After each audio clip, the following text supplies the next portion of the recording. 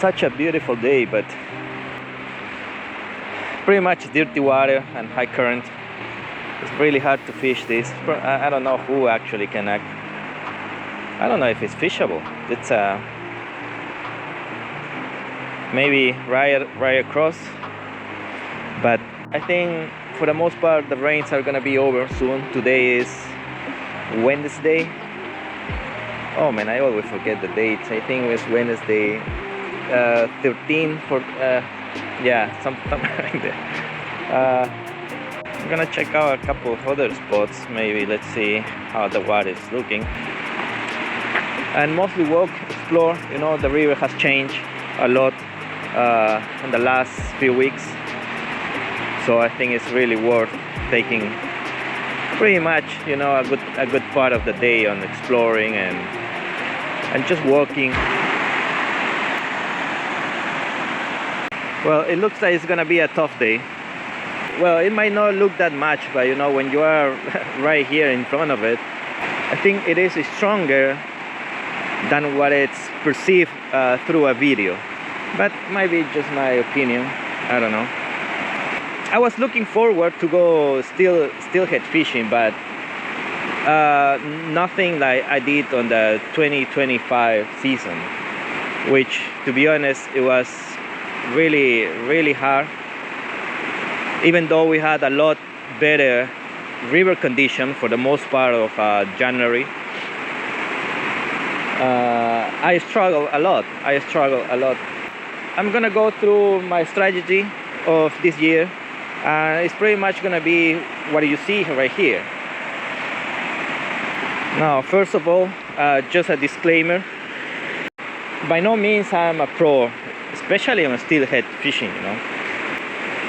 I have put a lot of hours into coho fishing, so I think in that area I can actually talk about jigging, you know, because that's what I do 90% of the time, you know, just a fish with jigs, from micro jigs to heavier jigs, and then probably 10% of the time I will go spoon fishing and also some raw. But without getting away from the topic, in steelhead fishing I'm pretty much a complete noob. Only one season for me. I was able to have a couple of bites, you know, last season. I was able to have a really nice steelhead on a micro jig with no bobber. I'm gonna pass right through the steelhead.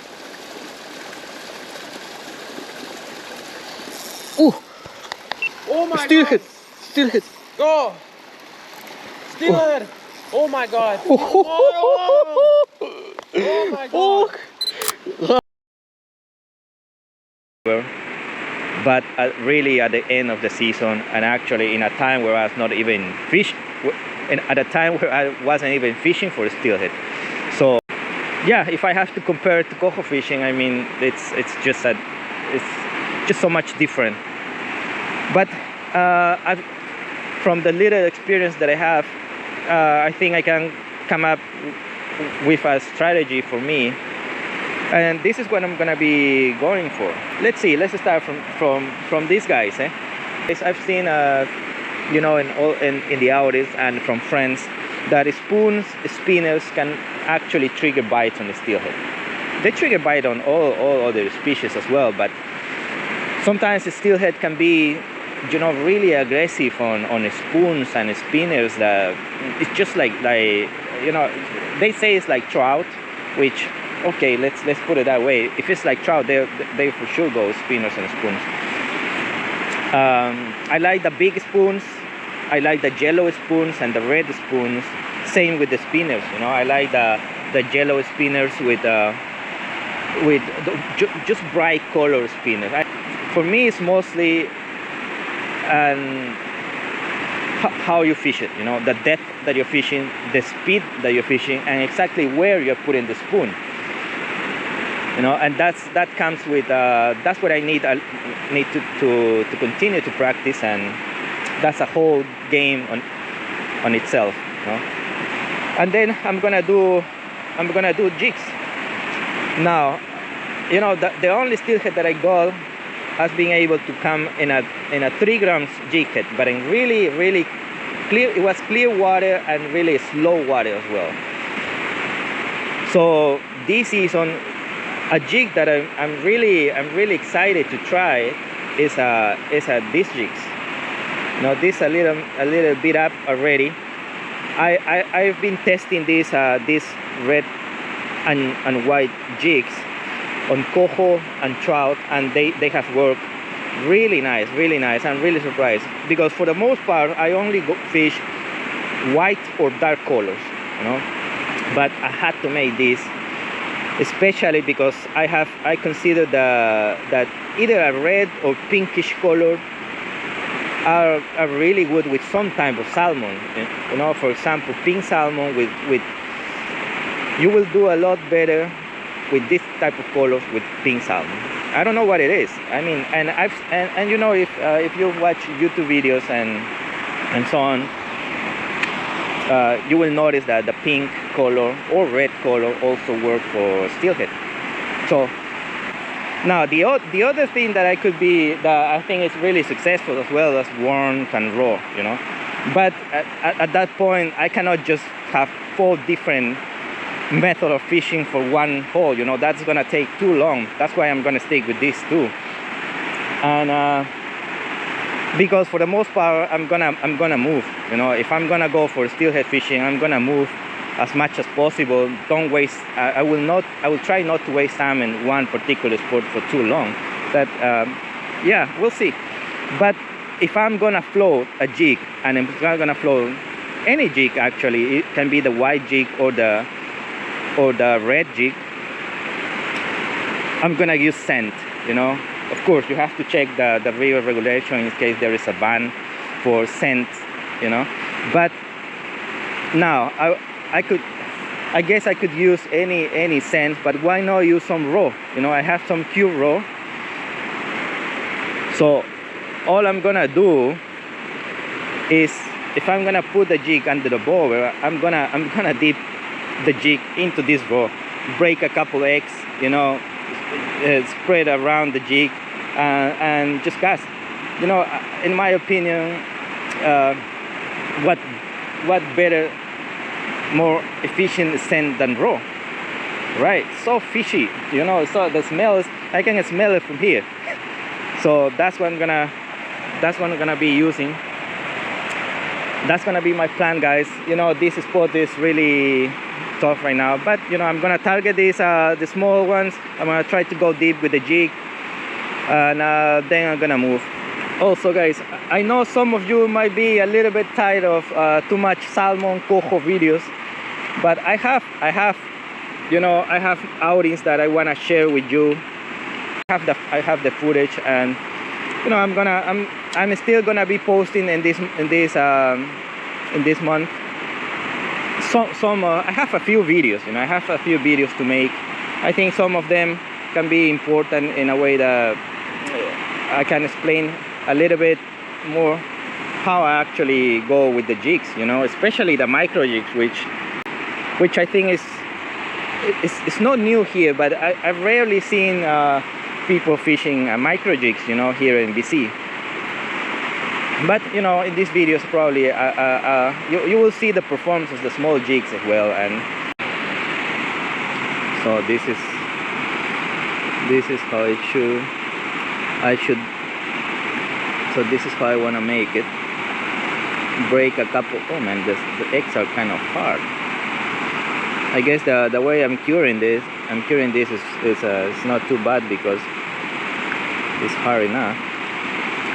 Yeah, I'm just gonna break it here and put some sand in there. Doesn't look good, but once it's cleaned up a little bit, the jig gets the shape that it has. Okay. The way I'm gonna approach, try to imitate what I do on coho fishing. I wanna go right straight on me. I think where that little duck was. Something that I'm gonna do as well is I'm gonna give it some movement. Even if it's with the bower, I'm gonna try to jig it. Of course, I'm gonna jig it whenever the water is a lot slower than this. Otherwise, I think I don't need to twitch it here, because even the water, you know, the wave give the jig some movement.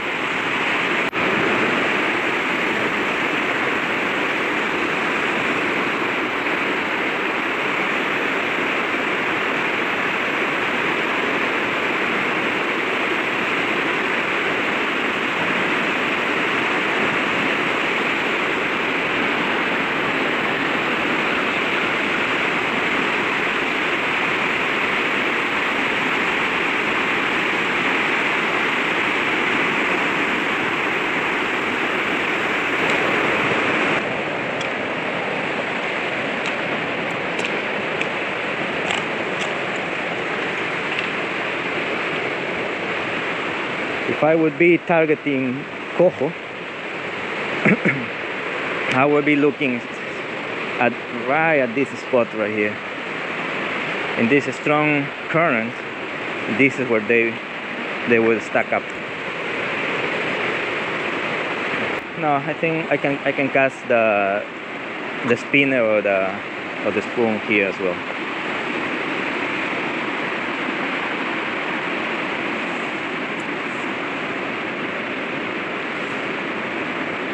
But I have no idea whether this is deep or not. I have no idea.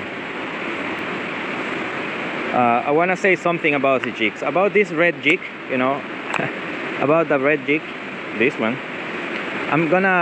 These are gonna be on the Amazon store as well for sale. It's gonna be in the same format. It's gonna have in a bundle of 2 grams, 3 grams, 5 grams, 7 grams, and the 10 grams.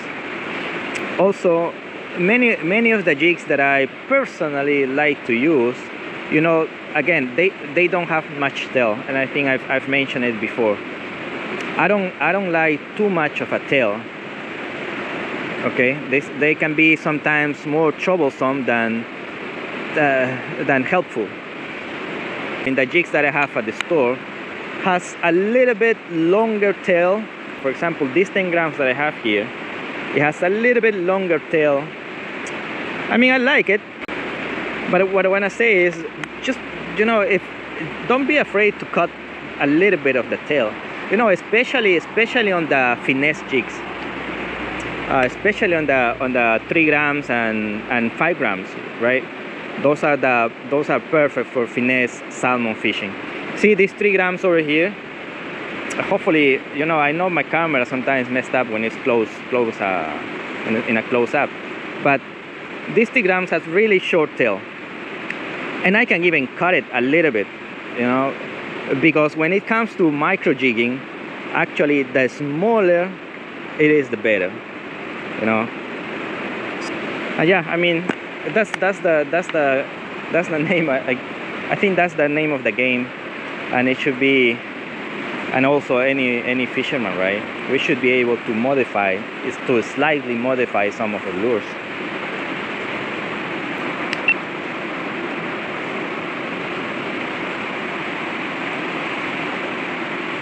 I'm not gonna risk my spoon by going too deep. I don't know how deep this. I don't think over here. I don't think it's too deep. So, man, the water with this watercolor. You really have to pick your spots really well, because if you come too fast, the fish is not gonna. It might see it, but I mean, it won't be able to follow it. A spoon and spinner fishing, guys, is also, you know, I've done a fair amount of spoon and spin fishing this season, but it has some application that I've noticed which are really nice. And one of them that I really like is just casting and do not retrieve, you know. I don't think I can make an example here. I'm gonna move to another spot, you know. Let's do a few more casts, and I will probably show you, but it's just cast. Well, you know what, let's go to another spot. I'm gonna try to show it then. Okay, this is a slightly better spot for the spoon, you know. So yeah, the method that I've been practicing, and I like, and I think it's at some point it's gonna work, especially when you know, when the river, in some special conditions. You know, I don't do much spoon fishing, but I like, you know, if I have to choose, if I want to catch fish, I will actually just do jigs. You know, I can do jigs all day and have a great day and never needing a spoon. But there's something about it, spoons and spinner, that I enjoy it. So I always try to fish it as well. But anyways, the method that I like is just cast and just let it there, to not retrieve it. You know, when you can time the river, the strength of the river, and you have a rod. Well, not this rod, of course. This rod is worthless. Well, it's not worthless, of course. But see, you see the tip of the rod, how it moves. That's the jig. That's the spoon working. And with enough practice, I think I can put the spoon at the proper depth. You know. Okay. You wanna get some depth. So if I cast higher, I'm just there. Well, the line is. Anyway, it takes practice, but I think I like it. I think it's gonna work. So I can target a big portion of. I can target a big portion and don't rip the and not. Oh, what the? Oh no. Jeez, that would scare me for a little bit. So even here, even if with that much slack, I didn't get much depth. But this is tricky. But in some slower water, guys, I'm gonna try to show. I know some of you know what I'm trying to say. You know. Listen, I have such a low expectation for today fishing that I didn't even bother putting my waders on. My really expensive wader, right? BC Steelhead, it's just different, man. Or I mean lower mainland Steelhead, it's just different than what you see in the US, you know. Have you guys watched those US videos, man? That's crazy, man. You know, they're getting a Steelhead here and there, you know. It's just insane. You watch those videos and you really get your hopes up in getting a Steelhead, but the rivers that we have here are just a different story, guys.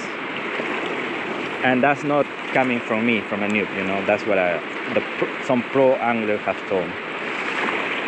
People that have been fishing here for years. So that's gonna be it for today, guys. You know, thank you for watching the videos. Always thank you for supporting the channel, you know, buying my homemade jigs.